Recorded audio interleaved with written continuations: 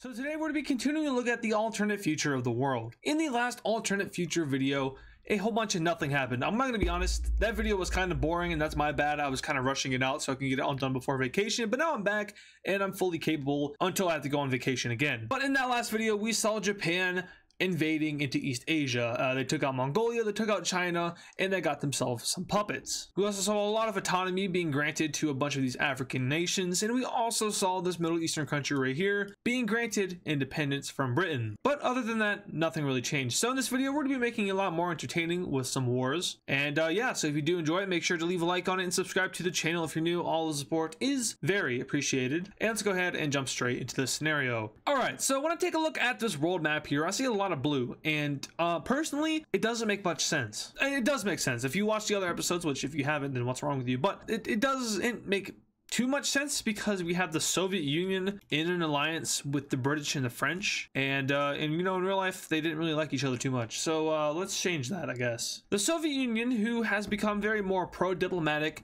is going to go ahead and pull out of the Allies. With the Soviets pulling out of the Allies, obviously they are greatly weakened. The Soviets are probably the third strongest country in the world, and now the Allies are just left with France, Britain, and Canada, and of course all of their colonies that include Australia, New Zealand, and the British Raj, which are all powerful. But once again, with the Soviets' departure, the Allies are going to start to lose some of their influence. A lot of that is actually going to transfer into their grasp over their colonies. Now in the last video, a lot of those colonies got their autonomy. Basically, that means they can rule themselves, however, under the rule of their ruler, in this case France and Britain. However, with the Allies' grip on the world loosening, a lot of these countries are just going to go ahead and push for independence. Straight up, yeah, that's what happens. So we have this Central Saharan country being released by France. Whatever this thing is, it isn't going to last long because it is literally just a bunch of sand. Next up, we have the French releasing all of these colonies over here. Strangely enough, they all are super duper weak. Luckily for them though, they all are in the same region, and despite probably being very culturally different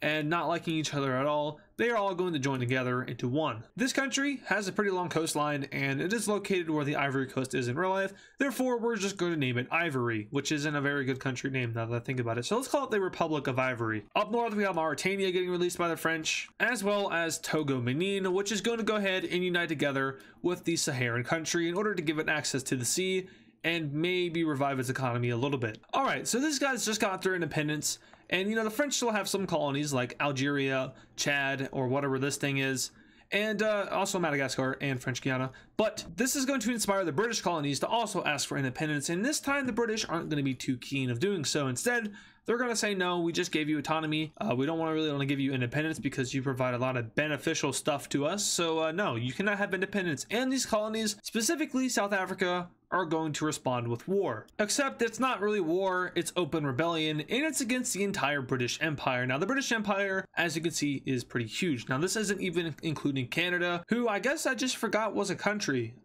Anyway, South Africa will have their hands full here, but luckily there are some countries which are going to supply them, aka the Axis, and aka the Pacific, what's it called? Okay, I called it the Pacific League. Now the alliance that I originally was thinking of was the Greater East Asian Co-Prosperity something. Yeah, it's a long name, I ain't doing all that. So instead we're just gonna be calling it Pacific League. Anyway, they are supplying South Africa in their own rebellion against the British, and well, it's going pretty well. Now, of course, South Africa is going to have the same technology as Britain because a lot of the world has the same technology as each other due to the Swiss. Now, unfortunately for Britain here, and fortunately for South Africa, they're not the only country that really wants independence right now. We see Egypt break away, we see Nigeria break away, and we also see the rest of Mozambique break away. Now, I'm just having the sudden realization that Mozambique is not a part of Britain, it's a part of Portugal, so I'm not sure why that's colored in, but the rest of Zambia/Zimbabwe break away. There we go. And from here, it is kind of evident that the British Empire is falling apart. They are losing a lot of their land, specifically in Africa,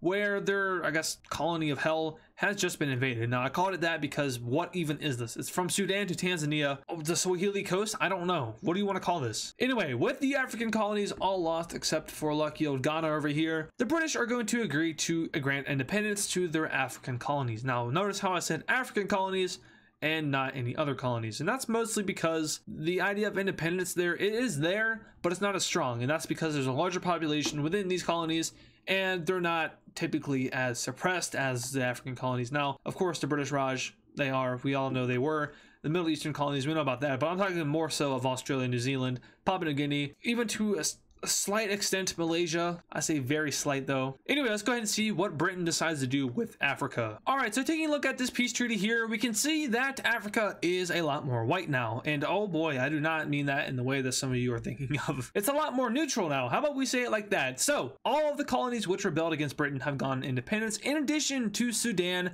and Tanzania slash Kenya slash Uganda. I'm actually just gonna go ahead and call that Swahili because that's a good name. That's where the Swahili coast was or is, and yeah, it just works. But all these guys got independence from Britain, and it is interesting how they did it. So basically all that happened was a little bit of land was exchanged to some of these other colonies, such as Zimbabwe. I'm gonna call it Zimbabwe since it's kind of a combination between Zimbabwe and Zambia.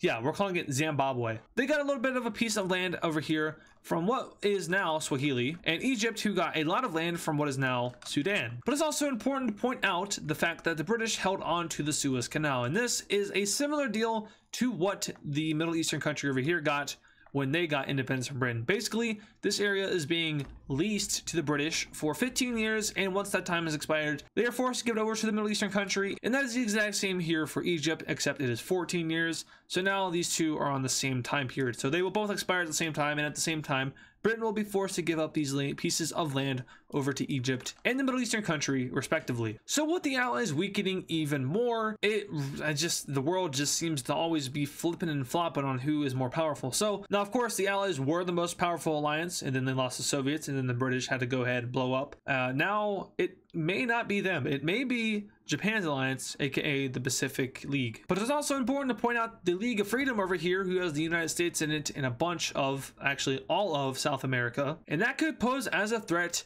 towards the Axis or the Pacific League. Now, on the topic of the US and the Pacific League and all that, you know, the alliance and stuff, we have a little incident occurring over here near the Philippines. Now, the Philippines is a part of the League of Freedom. They were once American, but then they got their independence, and now they are a part of the League of Freedom, and they have full protection from America and all of South America. Now, that doesn't mean that they're automatically going to be immune from any conflict or any stir-ups of any kind with Japan or anybody in their empire, and that's exactly what happens here, just off the coast of the North Philippines. Now, Japan is very close to the Philippines. You know, Taiwan is not that far from the islands, and we have a little incident occurring here. Whatever this body of water is called right here. I know this is the Philippine Sea, so yeah, but I don't know what this is. Anyway, Japan basically blows up a couple of ships that maybe so happen to be part American, part Philippine.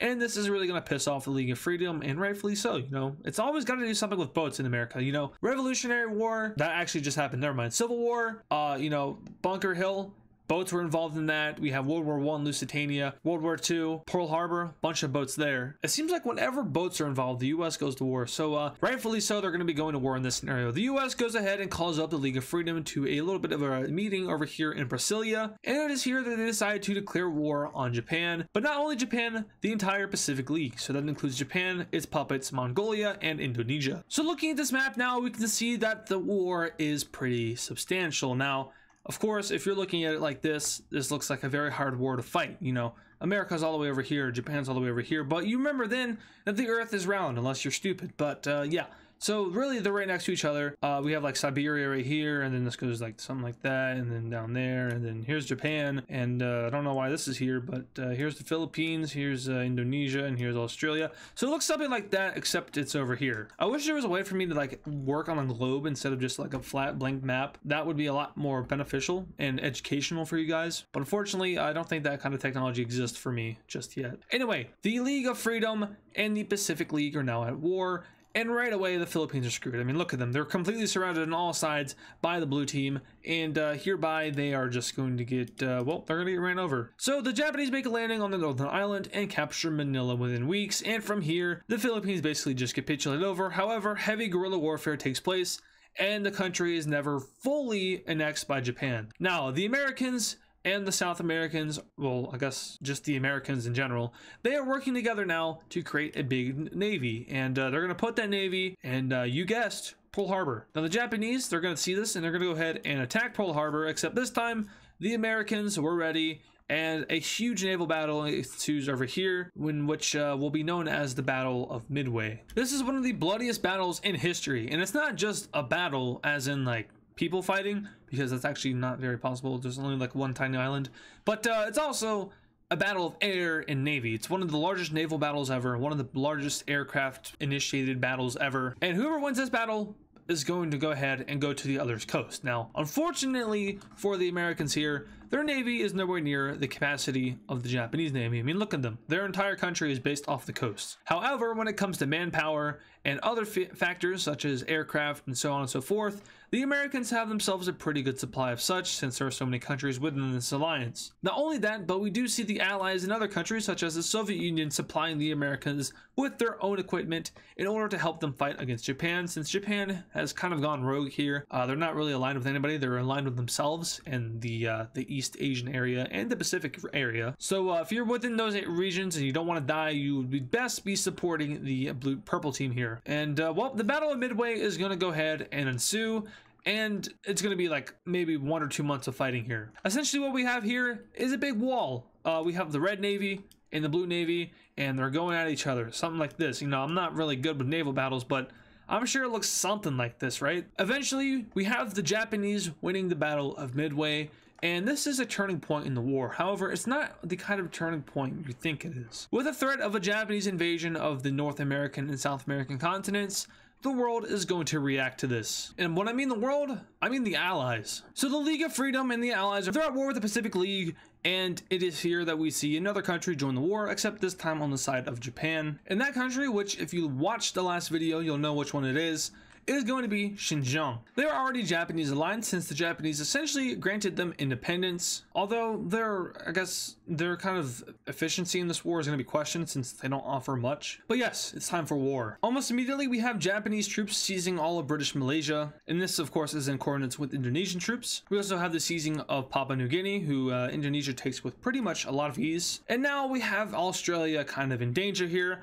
as the Indonesian Navy is showing their presence along the northern coast. Now, of course, the Allies weren't just going to join this war out of nowhere. They were preparing to join this war should the Americans lose the Battle of Midway, and they lost the Battle of Midway, so they were ready to join. And as soon as they joined, their troops and their boats were all set out, and we have a really bloody battle about to ensue. Specifically over here in Myanmar, who is going to be torn apart by this war, as Japanese and Raj troops all fight up against each other. The Japanese are quick to take over the tail of Myanmar, which I like to call it that. I don't know why. It's more of a panhandle, but you know, it kind of looks like a tail, I guess. Like a panhandle is, well, I think I got rid of all the panhandles. Florida's a panhandle. Yeah, right, that's the panhandle, but like this over here, that's a tail. There's a difference. We're just gonna continue with the war now. Myanmar, not looking too good over here. A lot of death. Death is not good. However, the battle in the ocean is now quickly turning over to the favor of the red team, and soon the Japanese Navy is pushed all the way back to a barrier around their empire, which looks something like that. With them being pushed back to their coastline, the Philippines are able to be retaken by the red team,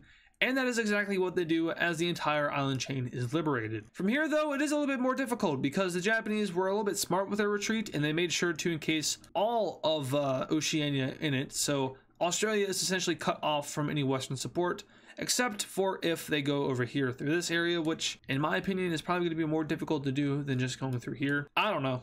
I'm not a geographist or whatever they're called. So the blue team is going to go ahead and aim to take out Australia, a huge British colony, and it would also be a huge moral victory for the blue team. So they make a landing up north here, and it goes pretty well until they get towards the outback, where they are scarred for life. Don't want to go there, so they're going to go ahead and reroute. They're going to make another naval invasion on the north, and simply just kind of maneuver their way across the island, not going towards the center, because going towards the center is pretty much a sure death. Alright, not looking too good down here. However, over here in the British Raj, it's looking a lot better, as the Raj troops are going to begin the push back. So Japanese troops are pushed out of Myanmar, and they start their invasion, or I guess at this point what was Thailand. Japanese troops are pushed all the way down to Malaysia, which is soon retaken by the Raj troops, and it is here that the Raj troops are told to stop their advance, as to, instead of, you know, pushing forward and dying, hold a reinforced front line in order to hold on to this area, and just to have it for the sake of having it, because the Strait of Malacca here is pretty important for trade, and they don't want that to be under complete control of the blue team. Up over here in Japan, we have constant bombardment of the island, not with nukes though, because those still haven't been invented for some reason, or maybe because they don't need to be invented due to the technology that the world possesses at this point, in which case I think we should actually address that, because what do they have? Now we know in the first alternative future of the world season that the world got very advanced in the future. We had very powerful guns. Obviously, the nukes that were used against the world were extreme, wiping out entire countries and continents with just one bomb. So it's not out of the question that Switzerland would have those nukes, but it's also very unlikely that they would, and that's because they were neutral throughout the entire process. So they don't have those nukes. And with that in mind, Switzerland is going to go ahead and pull kind of a CIA here. And whenever a country starts to think about nuclear fission and, you know, splitting atoms, those guys who are working on it, they're gonna disappear. And this is because Switzerland knows what the world is capable of. They know how destructive it can be. And then, you know, introducing the weapons from the future to the past is already a pretty big mistake on their part. They should have just let them keep their waffle guns and, you know, 1911s or whatever there were. But instead, they decided to give who they thought were the good guys in history the more advanced technology in order to wipe out the bad guys. However, you know, as we know, that didn't work because Germany has it and Japan has it and everyone has it. But they are smart enough not to give the world atom bombs. And the world is unable to develop atom bombs because lead keeps finding its way into those nuclear scientists' heads. Don't know how that's happening. Probably not healthy. Maybe you should see a doctor. But anyway, Japan is getting blown to pieces here by normal bombs. They also have their own normal bombs. However, they don't have naval supremacy. So Japan is going to do what they do best and send their troops to death, specifically over here in Myanmar. Troops are going to go ahead and flood in from the north with the goal of reaching over here towards Bangladesh and cutting off Myanmar from the rest of the Raj, and that's exactly what they do. With this, we have hundreds of thousands of other British and other troops being trapped over here in Southeast Asia, unable to leave due to either one, Japan's naval supremacy, or two, just the fact that they're not allowed to leave because I said so. They're slowly killed until they're all eventually evacuated over here towards India, and it's at this point that the red team is going to lose control over the Strait of Malacca area / Thailand / whatever you want to call this place. And yeah, how's that for a turning point? Well, Australia just pushed back and got all their land back, so I guess that's cool. But overall, the allies in the world and the freedom,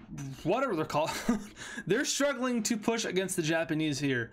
And that's because in the last video I ranked the countries and I said Japan was the strongest. So obviously them plus their allies, you know, in Indonesia and Mongolia and their puppets, it's going to be hard to win against them, especially considering you have a crumbling empire, B, a French empire, and C, America, and D, South America. It's maybe not going to go so well. I don't know. Yeah, I'm not sure. Sorry, I think I got brain damage from vacation or something, but yeah, the Japanese, they're doing really good here. And the allies, which I'm going to refer to them as the allies, the League of Freedom, and the allies themselves, allies. They do push back a little bit more, specifically over here in Myanmar, and then, you know, they make a landing over here in Papua New Guinea, although in the end, it's stalemated. And, well, peace treaty time. That's right. Japan wins this war, technically. They're going to get more land than the allies are going to get. In fact, the allies aren't even going to get land. They're going to lose land. So we'll take a look at what that looks like. So taking a look at this peace treaty here, we can see that Japan has very clearly won this war. Now, they have expanded themselves down even further into Southeast Asia, annexing all of this part of Malaysia and annexing the southern portion of Myanmar, and then taking Myanmar and making it into its own puppet. Now, I really wanted to say a different word there, but I gotta remember that in order to be making money, I can't say what I wanted to say, which sounds very authoritative now, doesn't it, YouTube? Heading on down to Indonesia, which is now very sexy looking. They've taken over this part of Malaysia, and they've taken over the rest of Papua New Guinea. So, the yellow team wins this war, and this is gonna go ahead and send a message to the purple and blue teams respectively, basically saying that they ain't all that, and that they're gonna have to train a little bit harder. And what better way to train than merging organizations into one? And by that, I mean the League of Freedom and the Allies are going to be officially merging. Now, don't flip out just yet, because I know some people are gonna be like, ah, you always make the Western powers more powerful than the rest of the world. Anyway,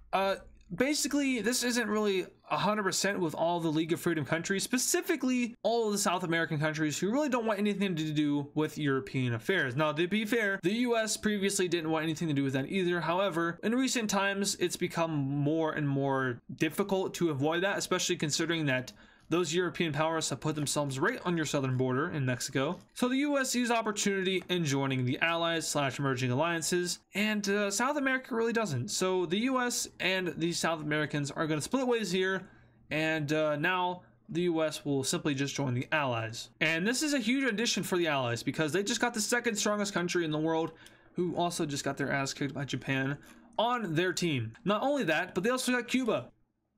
Yay, Cuba. But not only Cuba, also the Philippines, because it doesn't make sense if they don't join. So now the allies look something like this. Now, the League of Freedom has simply just been reduced to South America plus Guatemala and Panama. And even then, Guatemala is kind of concerned for the health here, considering that, yeah. But yeah, the allies, magnificent, totally original, right, guys? Anyway, that is going to do it for today's video. I hope you guys did enjoy it, and if you did, make sure to leave a like on it and subscribe to the channel if you're new. I think I'm slowly going insane. I think this video marks the start of my drive into insanity. I don't feel right in the head right now, and not in like a I'm under the influence of kind of way, if anyone was thinking that, because I'm not under the influence of anything. But I don't know, it's just, I feel very clouded right now, and that doesn't help with the whole under the influence thing, because I know, but anyway, yeah, I'm gonna go ahead and end it here. Make sure to show support. Goodbye. Thank you, super fans. Still haven't updated that list yet. You know I'm thankful though, right? Cool. See ya. And of course, thank you to all the super fans. This includes Patrick Clauser, Yo Moma Moma, Texan Cowboy Cheese, Kylie Speaks Plays, Poland Country Ball, Dimitri, DW Cool Dude, Nevada Garbage Trucks, Yakko, Soviet Ball, and Serminator. Once again, thank you guys.